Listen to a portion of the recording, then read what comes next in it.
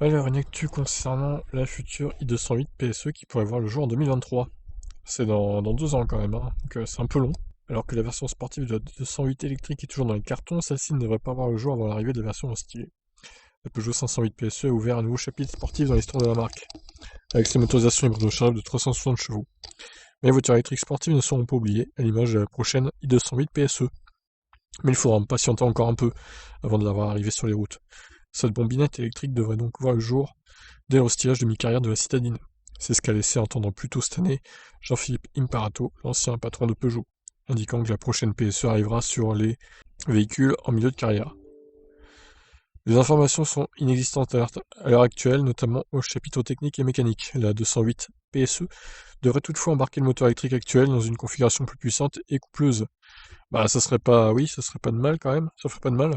136 chevaux c'est bien, mais pour une version sportive c'est pas terrible, hein.